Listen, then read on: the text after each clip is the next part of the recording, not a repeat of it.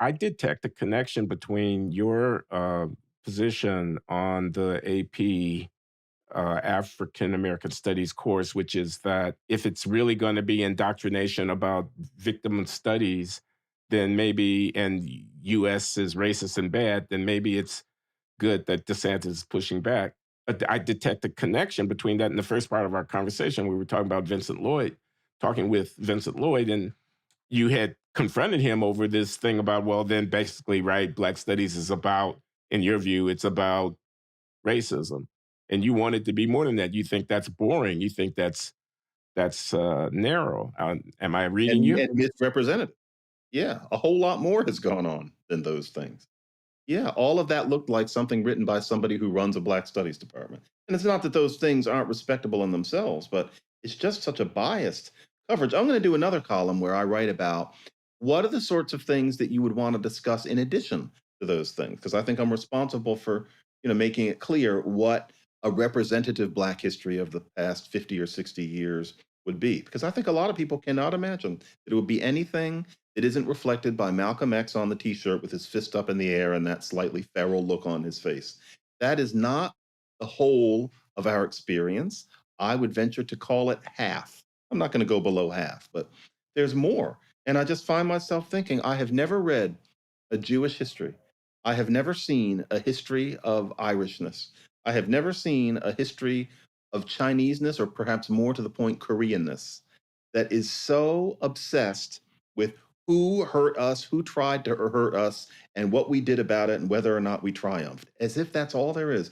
There's no more articulate testimony to what slavery did to us, and then Jim Crow in a way, than that ambivalence about saying, here's just us, not us who triumphed over what Whitey did to us, but just us. Here's what's good about us. Here are great things that we did. And there's an idea that you're not supposed to do that too much because you don't want to detract from people being aware of the racism.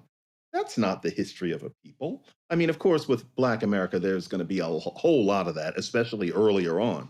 But for that to be all you have to say about what's happened since 1966, no, it makes us look like such hollow people or so weak. We can never quite do it. It's like Sisyphus. There's been more. I don't like it. I really don't like it. And I'm responsible for working up a piece where I show what I would do, upon which I'll be told I'm not a historian, but you can't win. Oh, you're going to follow up another piece where you're going to have a positive agenda? Yep. Okay.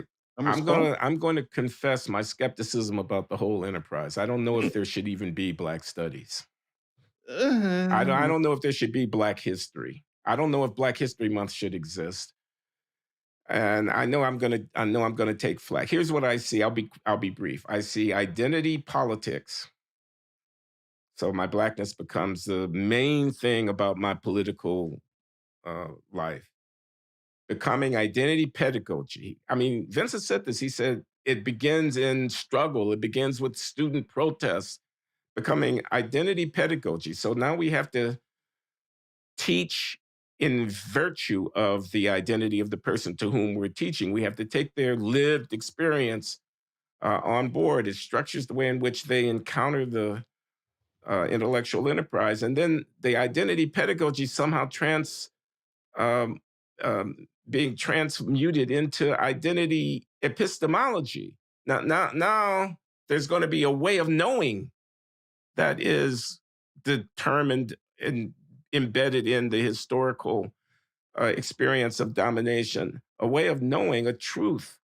And it's not just narrow. It is narrow, but it's not just narrow. It's wrongheaded. It's small-minded. It's a power move, and it's ironic because the whole thing is supposed to be about power, race, power, and privilege, race, power, and privilege. It's a weapon of the weak. It's a kind of a power move, and what it does to those who are on the butt end of it, the white men, presumptively anti-black racist. Uh, so I mean, I'll stop. Well, no, I don't want to admit that I question whether there should be a Black Studies department. It would be very hard for me to say that based on what many people would be surprised my background is in terms of, who my mother was, the teacher of social work, anti-racist crusader, although you didn't put it that way then. And um, even a sense of group loyalty, and also a fact that I find blackness writ large very interesting. I think there could be a Black Studies department that did a whole lot of interesting stuff where there were exactly one and a half people whose main focus was racism. And then there'd be eight other people who did other things. But the thing is, in our world, the departments could never be that way. Black History Month, I have argued more than once in the media, is obsolete. I get why it was important at a time, and Black History Week before that.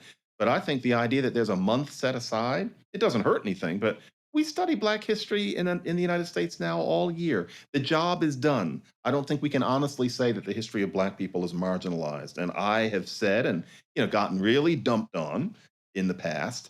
Isn't it time to let this go? Why do we have to have February be set It's aside? kitsch. Kind It's of. kitsch, and it's become a marketing scheme Mhm. where every retailer feels like they have to put a sign in the window saying it's Black History Month.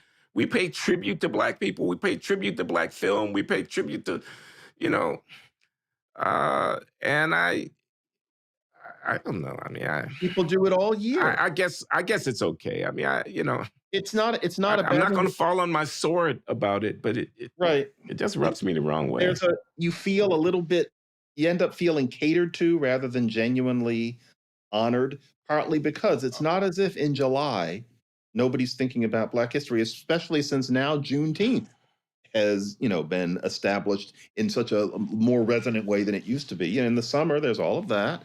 In October, are we really not thinking much about the history of Black people when it penetrates the media?